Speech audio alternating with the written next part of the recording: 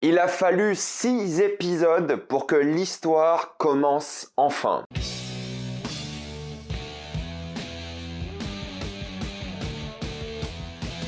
Le Seigneur des Anneaux, les Anneaux de pouvoir, épisode 6. Contrairement à d'habitude, il n'y aura que des spoilers dans cette vidéo, donc si vous n'avez pas vu les 6 premiers épisodes de la série Le Seigneur des Anneaux, les Anneaux de pouvoir, c'est long à dire, ne regardez pas cette vidéo et revenez plus tard. Enfin, l'histoire de cette série a commencé. Enfin, il y a un peu d'enjeu, il y a un peu de développement de personnages. Alors c'est loin d'être parfait et on va en parler, mais avant j'aimerais vous parler d'un problème dont beaucoup de personnes souffrent actuellement à cause des écrans. En effet, nous passons de plus en plus de temps devant nos écrans, que ce soit au travail, que ce soit en regardant des films, des séries, sur TikTok, sur les réseaux sociaux, vraiment partout. Si vous passez des heures à jouer aux jeux vidéo, vous allez le ressentir. Cela est dû au fait que nous sommes constamment exposés à de la lumière bleue qui peut être nocive. Elle crée parfois de la fatigue oculaire, une irritation des yeux, possiblement des maux de tête et aussi des difficultés probables à vous endormir. C'est là qu'intervient GMG Performance, une marque de lunettes qui permet de lutter contre les effets nocifs de la lumière bleue. En effet, ce sont des lunettes anti-lumière bleue et elles permettent de contrer tous les effets négatifs que j'ai cités précédemment. Pour les gens comme moi qui passent beaucoup de temps devant des écrans, ces lunettes peuvent vraiment être très pratiques. J'ai actuellement le modèle GMG Optimizer, mais attention, il faut bien préciser tout de même que ce ne sont pas des lunettes de vue. Utilisez le lien dans la description et dans le commentaire épinglé afin de vous procurer ces lunettes et vous allez avoir 40% de réduction pendant les 48 prochaines heures et cela uniquement après la publication de la vidéo. Donc profitez-en et foncez sur l'offre. Vous le savez, j'ai fait les critiques de tous les épisodes et je suis très déçu de cette série Le Seigneur des Anneaux. Et d'après beaucoup d'entre vous, vous aussi, là où House of the Dragon nous met une claque semaine par semaine, Le Seigneur des Anneaux, on est déçu et déçu chaque semaine, j'ai l'impression. Il y a des gens qui l'adorent et vous en faites partie, hein, beaucoup d'entre vous, et tant mieux pour vous honnêtement. N'ayez jamais honte d'aimer une série ou un film. Par contre, j'ai envie de revenir sur quelques retours que vous avez eu rapidement dans les dernières vidéos. J'ai l'impression que beaucoup d'entre vous se concentrent sur autre chose que la série. Beaucoup de personnes se concentrent sur le lore de l'univers qui est un peu parsemé dans la série, plutôt que les acteurs, plutôt que le scénario, plutôt que la mise en scène, plutôt que tous ces éléments-là. Donc il y a plein de gens qui adorent être plongés dans cette série pour l'univers, parce qu'ils connaissent bien l'univers et du coup c'est des références à des choses qu'ils aiment, mais quand il s'agit de parler vraiment de la série, c'est vrai que là on n'est clairement pas sur le même débat. Et il n'y a rien de mal là-dedans, hein, pour le coup, hein, vous avez le droit de regarder les séries pour ce que vous voulez. Mais c'est que même moi qui suis fan de The Witcher, que je connais très bien les livres et tout, quand je regardais la série, pour moi c'était aussi important que la série soit bien, que les acteurs soient bons, que la mise en scène soit bonne, que l'histoire soit passionnante, la musique et tout. Pour moi ça va de pair et je peux pas juste me concentrer personnellement que sur le lore. House of the Dragon, je connais pas assez bien le lore et je me concentre sur les choses qui sont exceptionnelles. L'histoire, l'intrigue, les retournements de situation, le charisme des acteurs. Et avec la série Seigneur des Anneaux, bah moi j'avais pas ce que je considère comme une bonne série. Et j'ai aussi dit des bêtises concernant la série de la semaine dernière. J'ai dit que je pensais que le frère de Galadriel était au fait Hadar, mais on voit bien son corps dans le premier épisode. My bad. Mais tout ça pour dire que cet épisode 6 est de loin le meilleur pour le coup et c'est un épisode que j'ai plutôt apprécié. Ça ne rattrape pas les 5 épisodes d'avant qui étaient majoritairement pas terribles, mais globalement en fait cet épisode 6 c'était un peu ce que j'aurais voulu que ce soit la série depuis le début. Et encore, j'aime pas tout l'épisode 6, mais j'aime la moitié parce qu'elle montre vraiment le potentiel qu'a la série. Et on va commencer à en parler avec un truc que je trouve assez bête, hein, c'est que je trouve que les acteurs, encore une fois, sont pas au top. Hadar, j'aime bien. Je trouve qu'il joue plutôt bien, il est assez menaçant. J'aime bien le fait qu'il ait une personnalité dans le sens où c'est peut-être le personnage le plus humain, ce qui est ironique, de tous les personnages de la série. Parce qu'en fait, il a été trahi, en tout cas c'est ce qu'il dit. Il considère les Uruk comme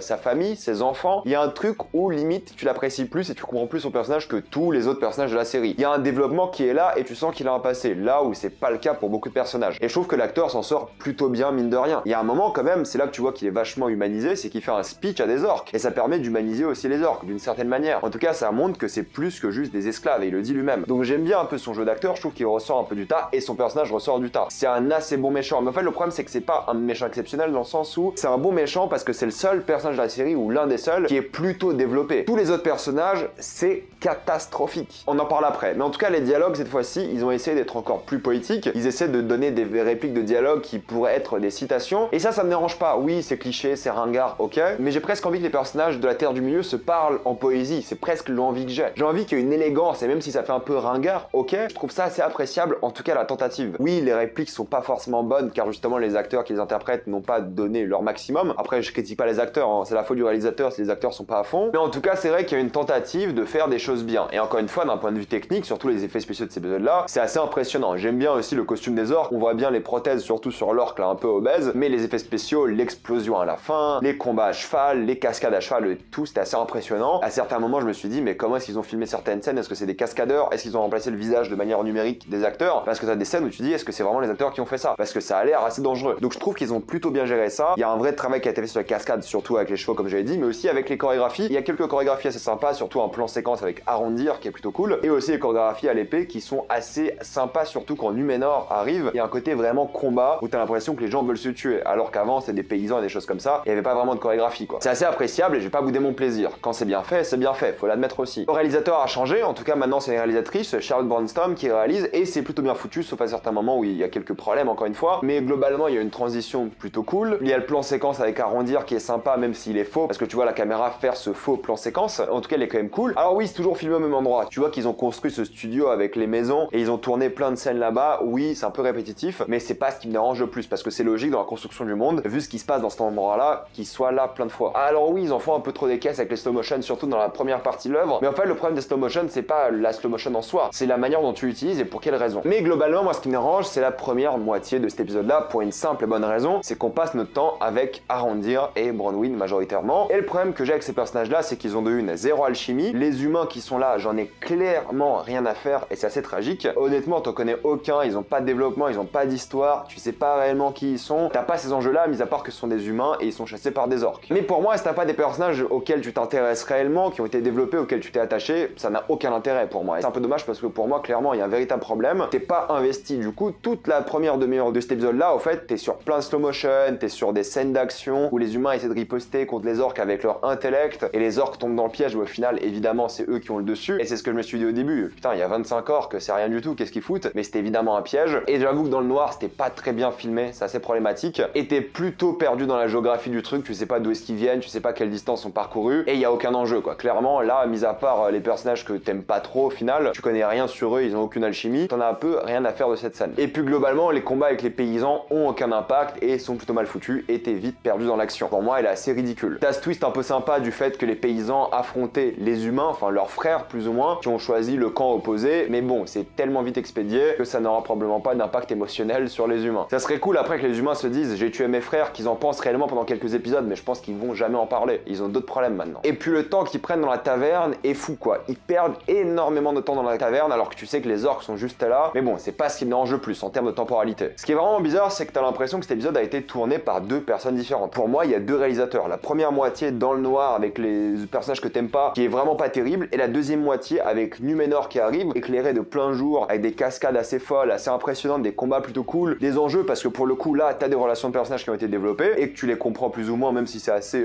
anecdotique mine de rien. Au moins il y a quelque chose quoi. Il y a une vraie différence entre ces deux scènes là et la scène quand Numénor arrive. J'ai un gros problème. Mon gros problème c'est que ils sont déjà arrivés. Je sais que la semaine dernière je vous disais qu'il allait y avoir un épisode où ils vont être sur un bateau et ils vont arriver dans l'épisode 7 ou 8. Là ils sont arrivés. Mais le problème c'est que là on les a montrés sur le bateau et ils sont arrivés super vite. Et il y avait un moment où la carte aurait pu être utile, c'est là en fait. En plus de ça, ils gâchent le souffle épique de Numénor qui arrive parce qu'ils montrent la charge du Numénor avant qu'ils arrivent. En plus, t'as ce côté un peu bizarre où tu montes la charge du Numénor en plein jour et la taverne de nuit. Et t'as cette dissonance narrative qui est un peu bizarre. Mais je comprends pourquoi ils ont montré la cavalerie avant qu'il arrive, pour signaler aux gens qu'ils sont arrivés sur le continent. Mais il y avait un truc pour faire ça, c'est la carte. Ils auraient pu montrer la scène du bateau qu'ils ont au début de l'épisode, montrer la carte, qu'ils arrivent à l'endroit en question, et ensuite tu sais qu'ils allaient arriver. Dans tous les cas, on te le montre quelques minutes avant qu'ils arrivent. Et la carte aurait été utile. Mais là, je me dis, mais combien de temps a duré ce voyage? Et surtout, pour moi, ils sont arrivés un peu de nulle part. Alors bon, à la limite, c'est pas très grave parce que la scène est cool, mais franchement, ils ont créé une carte pour une raison et ils ne l'utilisent plus. Et ça, c'est dommage. Et pour moi, il n'y a pas ce souffle épique du coup. Alors, on est habitué au Seigneur des Anneaux avec les chevauchés épiques en musique et tout. Et là, il y a rien du tout quoi. T'y crois pas une seule seconde et c'est un peu dommage. Et même si la scène d'après est cool, stylisée et avec, comme je vous l'ai dit, des moments assez sympas, c'est là vraiment t'as l'impression que la série s'est établie. Alors vous allez me dire, oui, mais il a fallu 6 épisodes pour établir tout ça. Non, honnêtement, encore une fois, House of the Dragon, je suis désolé, je compare encore une fois, mais ils sont aussi à 6 épisodes et ils ont établi 1000 fois plus de trucs en moins de temps aussi. Donc quand même, pour moi, il y a eu beaucoup d'épisodes qui ont servi quasiment à rien. Et enfin, là, t'as l'impression que l'histoire commence, surtout avec le Mordor, enfin le volcan qui explose à la fin, et la création du Mordor, on va dire. En tout cas, je pense que c'est le Mordor. Hein. Quand Numénor est là, c'est beaucoup mieux, et t'as un peu des enjeux, tu dis qu'Adriel va botter les fesses à Hadar, t'as hâte de voir ça, évidemment il s'échappe à la fin, mais c'est une confrontation que t'as hâte de voir. Halbrand qui se qualifie en tant que roi pour la première fois, ça allait trop vite, je suis désolé. Il aurait fallu plus d'épisodes pour qu'il accepte le fait d'être un roi, roi. Il dit qu'il a une scène où il se sent enfin héroïque, il se sent comme un roi grâce à ce combat, mais trop facile. Honnêtement, trop facile de dire ça et de faire ça. Et ce qui m'énerve dans cette série, c'est que l'histoire de Morgoth a l'air plus intéressante que l'histoire qu'on est en train de vivre avec les anneaux de pouvoir. Les anneaux de pouvoir qui vont probablement finir leur 8e épisode avec un anneau, j'imagine, à un moment ou à un autre. Ça me fait rire aussi à Hadar qui dit à Galadriel qu'elle appelle au génocide et s'en rend compte, et Hadar qui lui dit mais en fait c'est toi qui es complètement taré. Et c'est un peu bizarre le développement qu'a Galadriel quand même. Elle passe presque d'une ado un peu hystérique à là quelqu'un qui veut pousser au génocide, ce qui est compréhensible quand t'es un ado hystérique, mais quand même il y a un moment, je trouve que le personnage va dans tous les sens, ils arrivent pas à bien l'écrire, à se focaliser sur un truc quoi. J'ai l'impression que Galadriel change de personnalité à chaque épisode, c'est pas normal. Mais bon, pour une fois que l'histoire avance, je vais clairement pas me plaindre. Clairement ça va quand même assez vite, je trouve trop vite, surtout dans le développement des personnages, alors qu'on a déjà 6 épisodes, et là pour un coup ils accélèrent tout, parce que là tout change évidemment avec la fin de cet épisode 6, et j'espère que les 7 et 8 seront aussi bien. J'imagine qu'ils sont obligés, vu comment ça s'est passé le début de saison, ils sont obligés d'avoir des épisodes finaux exceptionnels. Et tant mieux, moi je suis le premier à dire, c'est pas parce que j'aime pas la série que j'attends pas que la suite soit bien, j'aimerais que la série soit bien. Et là j'ai passé un bon moment devant, franchement j'ai vu du grand spectacle, tout en ayant un peu d'évolution des personnages, quelques enjeux, je suis un peu plus investi dans l'histoire. Là la question n'est plus de sauver les personnages, mais de sauver la terre du milieu. Et enfin les personnages acceptent leur situation. Évidemment j'aurais aimé qu'ils acceptent de manière mieux écrite, mais bon, maintenant c'est trop tard pour ça. Est-ce que j'ai hâte de voir la suite? Un petit peu quand même, je me dis s'ils arrivent à garder ce niveau de qualité là, aujourd'hui, en tout cas à l'améliorer, ça peut être vachement cool. Mais encore une fois, voilà, cet épisode n'est pas exceptionnel, la moitié est exceptionnelle. Et encore exceptionnel c'est un gros mot, la moitié est bien. Cette série c'est vraiment des montagnes russes en termes de qualité et c'est vraiment décevant. Et j'ai pas envie que les gens disent à la fin mais t'as vu les 2-3 derniers épisodes étaient incroyables et toute la série du coup était incroyable et ça méritait les 4-5 épisodes un peu nuls avant. Non, voilà, on prend la série en intégralité et on juge. Et pour l'instant, bah ouais, la série est pas terrible quoi. Cet épisode là relève un peu le niveau mais on n'est toujours pas là. J'attends vraiment les 2 prochains pour donner un avis plus définitif. Mais bon, en tout cas, mettez-moi dans les commentaires ce que vous en pensez de cet épisode là. L'avez-vous adoré ou détesté? Tout ça dans les commentaires. Comme d'habitude, pensez à vous abonner à la chaîne pour plus de vidéos. Mettez un j'aime, ça aide beaucoup la chaîne. Suivez-moi sur tous mes réseaux et moi je vous dis à la prochaine fois. Salut à tous.